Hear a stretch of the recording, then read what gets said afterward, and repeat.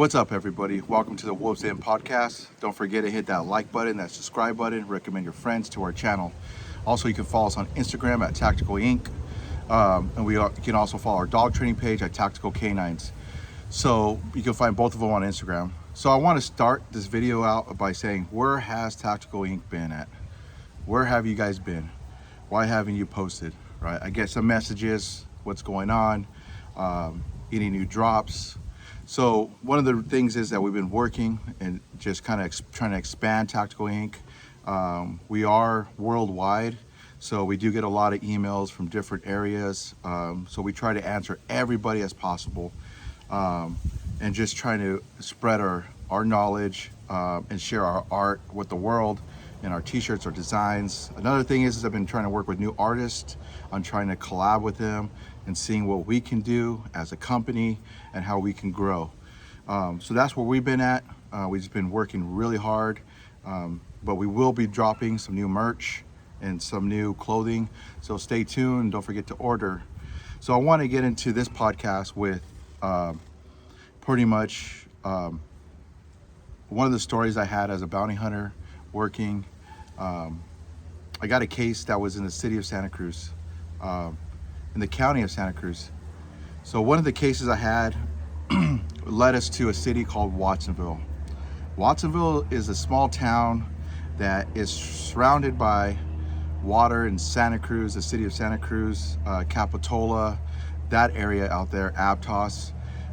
So the case I had, we went out to Santa Cruz, and we started doing some investigation work. It led us to Watsonville. From Watsonville, we did our interviews there, try to work with the local PD there to figure out where is this person that we're looking for, right? He was wanted on some serious felony charges. So we started working his case, we got his case, started doing all our due diligence in the city of Watsonville, and it led us back to Santa Cruz again. We were able to establish some informants. So from those informants, it led us into the hills of Santa Cruz, right? To that county area where it's Santa Cruz. So we're able to meet up with some park rangers that were out there, state park rangers, talk with them, get to know the area. Before you know it, we were deep in the woods of Santa Cruz looking for this wanted fugitive who was hiding out there.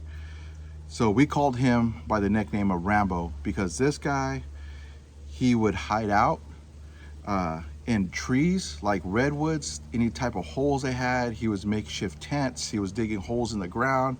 He even actually got a fake gun, put a red beam on it. So anytime that he knew we were coming, he was ready to pull that fake gun out and point it at us or any type of law enforcement that was coming at him, right? So he knew the bounty hunters, us bounty hunters were after him. So he just started getting deeper and deeper into the woods, what led us to going deeper in the woods. As we went deep into these woods, we started seeing a lot of drug activity. There was so much drugs going on in there. It was crazy, right? There was also prostitution being ran in some of these tents out there. So we're able to gain knowledge and work with the local authorities on this case and really try to figure out how we can capture this guy safely and how we can be safe. Some of the homeless people out there, they found out we were going up there looking for someone. They didn't know who we really were. They just know that we were in tactical gear and that we were looking for someone or looking for something. So what they started doing was putting needles in trees. So anytime that we would lose our balance, if we were to touch a tree, we probably would have got stabbed with needles. So we started noticing these little booby traps, right? So one day we were walking deep up into the woods, and as we're getting deep up in there, I started noticing a tent. So in this tent was 2 pit bulls that were in there. So those pit bulls came out and just guarding, barking at us. I mean, who knows, they were probably ready to bite us. There were some solid pit bulls. We were able to establish contact with the people that had those dogs. They gave us some information on where our person that we were looking for, our bail fugitive, was at. So we got deeper into going up into this hill, and before you know it, there was this dirt hole that was just this hole just covered, and on top of that hole was a tarp, and on top of that tarp was some leaves, so you can really see it. Like you couldn't see it unless someone told you where it was at. So as we were getting closer to it, I noticed that there was a bag in there, like there was sticking out these bags. So we kind of looked through the bag and we found some clothes, we found some knives, we found a fake gun in there. It was more like an airsoft gun.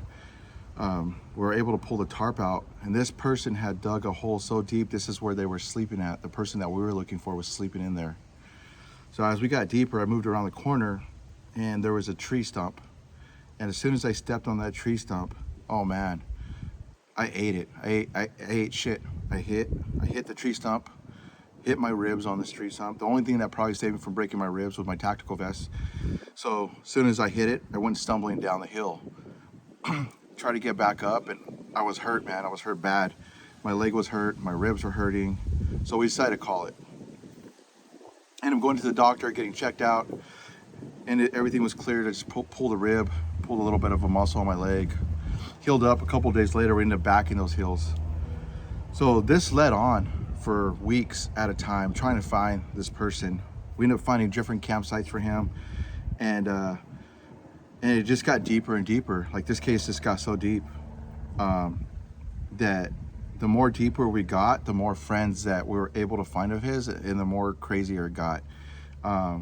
So the guy was a dangerous individual. So what they had told us is that we weren't only hunting him, that he was hunting us.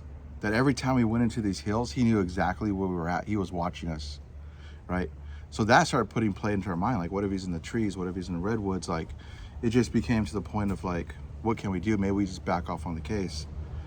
So we just started backing off a little bit, started conducting surveillance from the street, from the cities, from the county streets. Maybe he would come down for water or food, trying to figure out where he was at.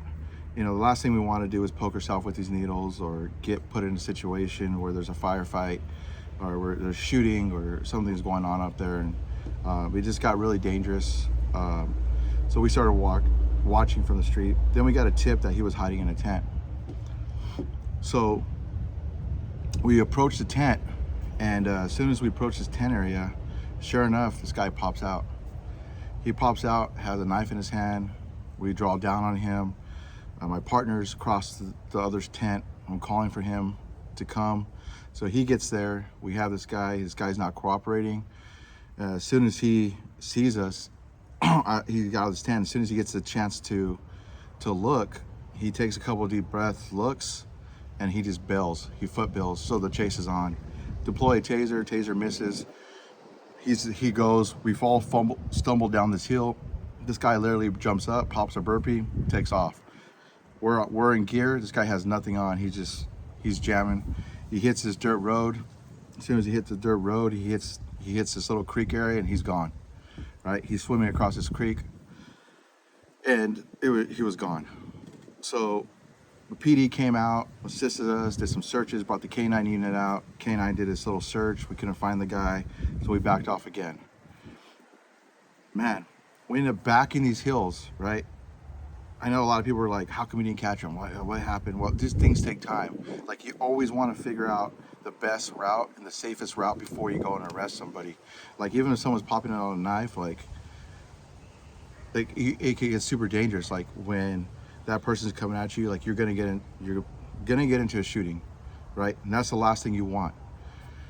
So the thing is, you got to take your time with these type of cases. You can't just rush in there, because you're putting yourself at risk, you're putting your partners at risk, you're putting everybody at risk, the regular community at risk. There are homes out there, so it's just not the homeless people living. There's people living in these cabins, living people in these little homes out there. So you're putting those people at risk too. The university's over there. Like, that's the last thing you want, something to go down. That's bad.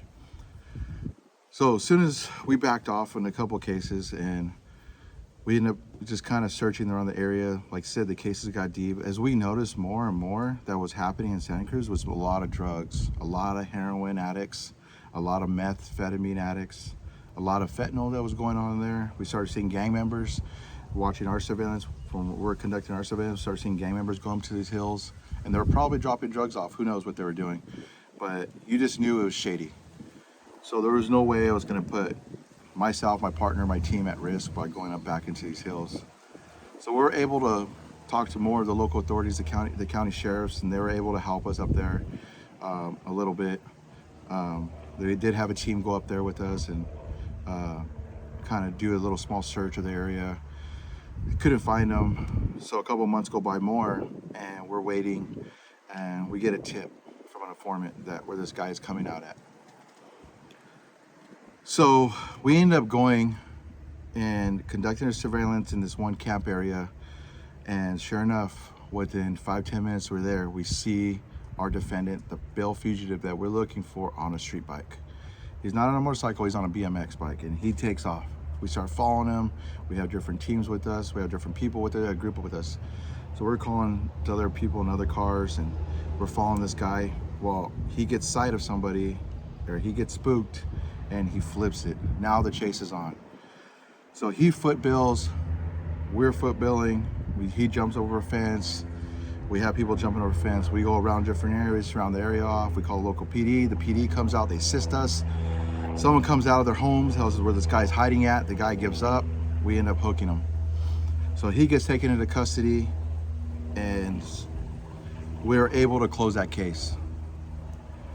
The one thing that I learned was just how dangerous it was, but how dangerous these homeless encampments can be. They weren't just one person in there. Along this ride that we took, along this journey of trying to find this defendant, we met up with some U.S. Marshals who actually apprehended someone who was wanted for child molestation that they were looking for. So there was these people that were hiding in these camps that were super dangerous, and there probably still are. It's just that when they bail out or they get out of prison, sometimes they have nowhere to go, so they go to these homeless encampments, right? And a lot of stuff goes down in these homeless encampments. You got drug dealing, you have prostitution, like I said, going down in these homeless encampments. You have fentanyl going down, overdoses, people just stuck on drugs. I mean, it's so bad. You wonder, like, what is going on? There is a crisis going on. There is a drug crisis, not just an epidemic, it's a pandemic, where these drugs have taken over so many people, right? Like, when you talk to these people and you try to interview them, they're just gone. Like, they either want money to give you information so they can buy more drugs, or they're just so spun out they don't want to talk, even to a normal person, because they're just so spun out. When you talk to them, they go off and on a tangent and they're talking about something totally different. So the amount of stuff you see out there, it's insane. We were walking on this trail and we see a girl crying. My partner and I decided to talk to her, maybe we can get some information out of her. And she's crying. We're like, hey, can we help you? Do you need help? This and that. And she turns around and it looked like The Exorcist, I ain't gonna lie. She just turned around and she just went off, like, into this whole different crazy story. And it's sad. During this search in the city of Watsonville, it led us to a different homeless encampment before we caught this guy. And in the homeless encampment, I found someone who I thought was gonna be an informant. And the girl was able to talk to us normal, and she was pregnant at the time. And as we were talking to her, she was just talking about how she was a drug addict and how she was hooked on heroin. And we had said, hey, maybe there's some services, we can maybe call the PD, come out here, or someone to come out here, social services, I don't know, something to get you help, right? Because you just feel bad as a person, as a human being, you feel bad for some of these people. But she didn't want the help. She already had said that her plan was to have the baby and to give it up for adoption, even though she was not willing to give up heroin. She was doing heroin the whole time she was pregnant, which was super insane. She already had a child prior to that, and that child, she said her child was perfectly fine and perfectly born, and she was doing heroin during that pregnancy too.